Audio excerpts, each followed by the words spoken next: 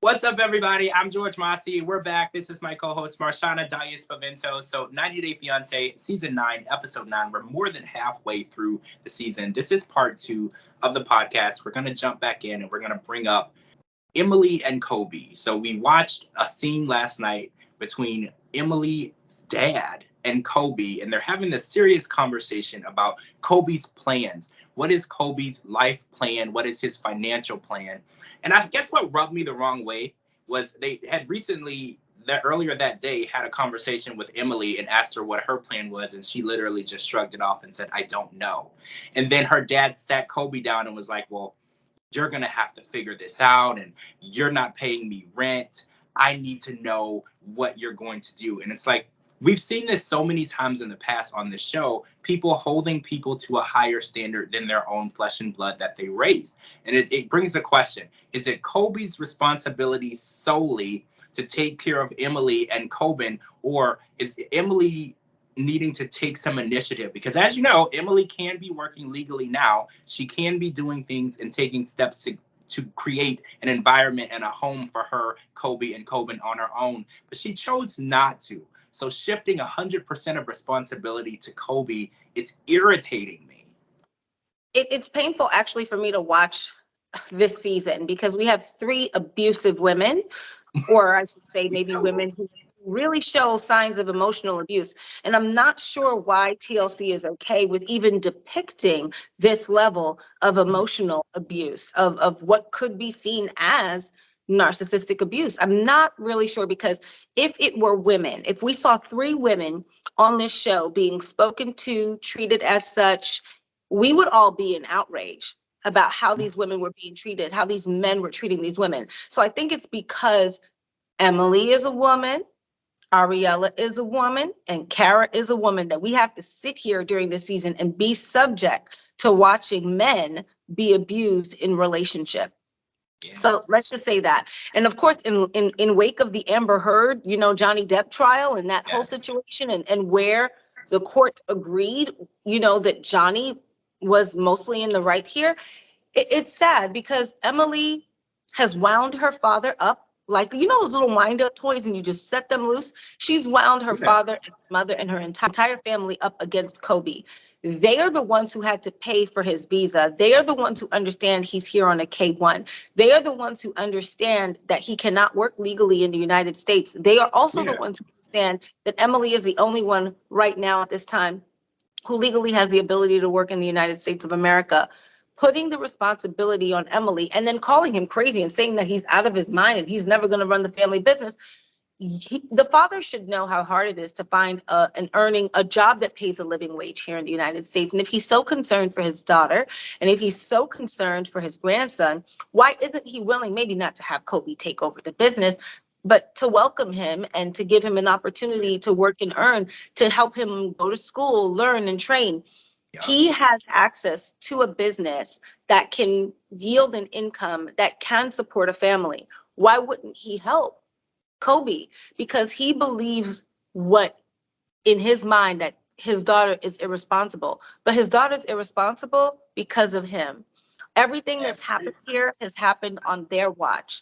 It is not Kobe's fault that their daughter went on vacation and had unprotected sex, made another mouth for them to feed and to take care of, and brought two additional human beings into their family. That isn't Kobe's fault. So they're treating him a lot like the help, and it Yes. really makes me sincerely uncomfortable. And I don't know if TLC production, Emily, Kobe, the family has really considered what that looks like to us as viewers. It's given a vibe. It's given some human trafficking vibes at the minimum.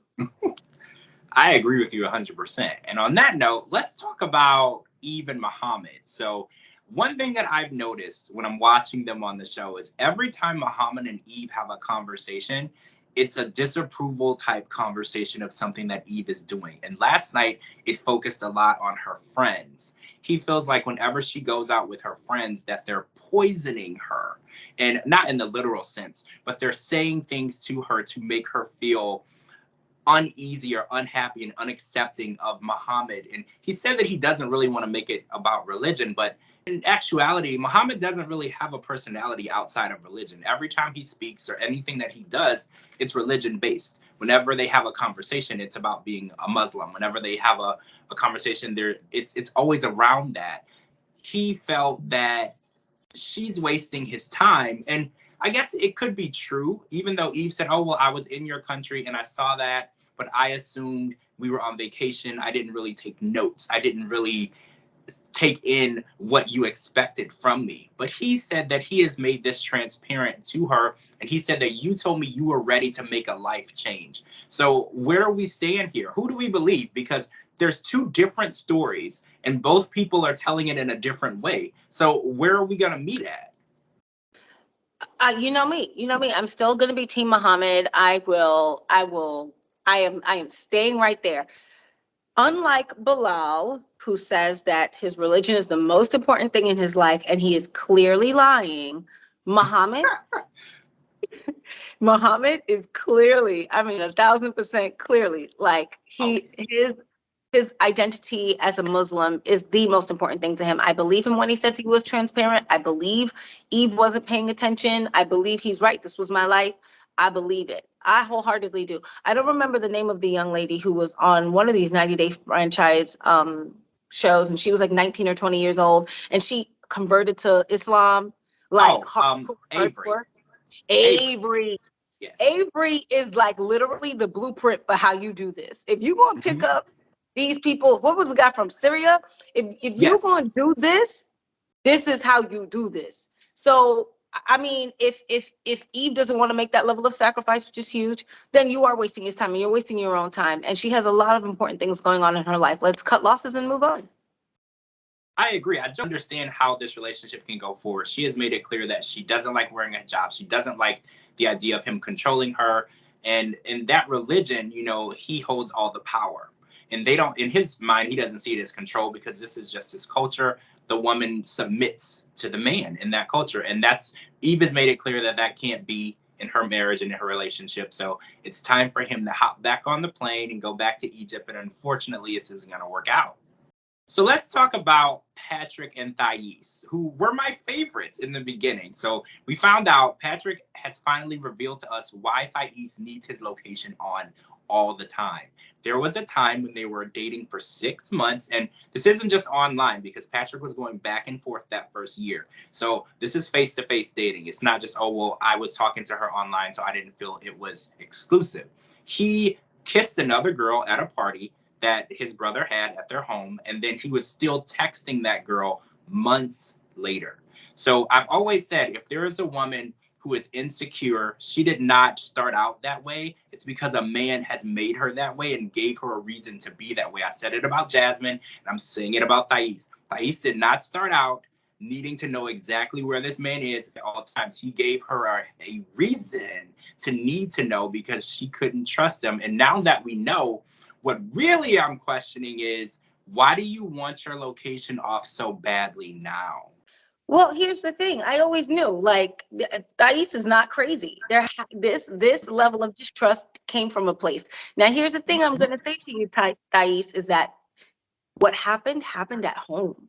Having his location isn't really going to tell you much, because what happened? The brother is a bad influence, or, you know, it seems like John is a bad influence. Probably had people over to the house, probably got him drunk.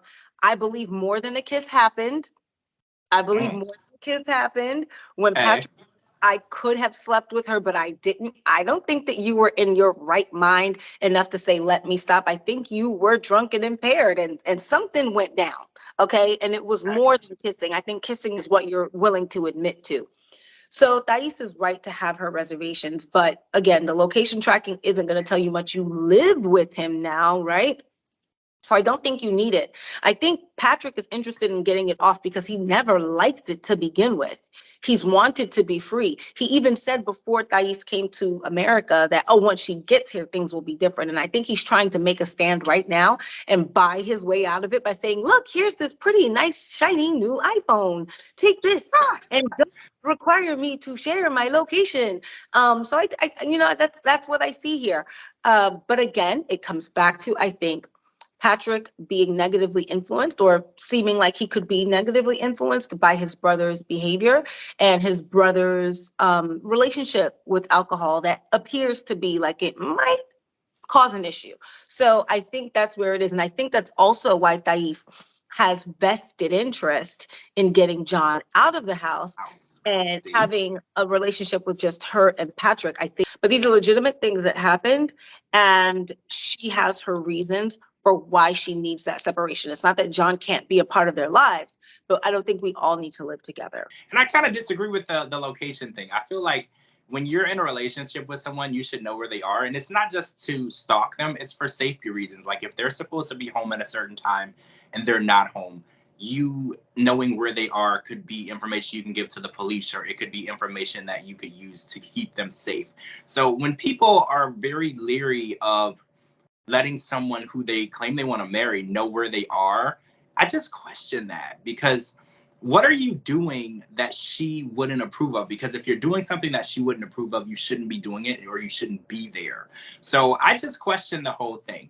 And I know people have the Life 360 app and they keep up with everyone in their family, and I think that that's good. So when people are very secretive about where they are and what they're doing, that just makes my eyebrow raise, and I'm wondering, well, what is it that you're doing that you don't want other people to know?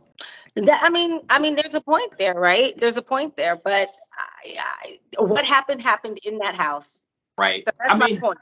Well, yeah, what you're saying is it's trust, and if he did it once, he'll do it again, and there's whether you know where he is or not, he's still going to do it. That's your whole point.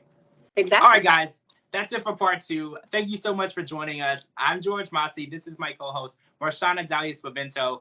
Make sure you're live tweeting with us every Sunday night for 90 Day Fiance. We're on season 9. We'll talk to you all really soon.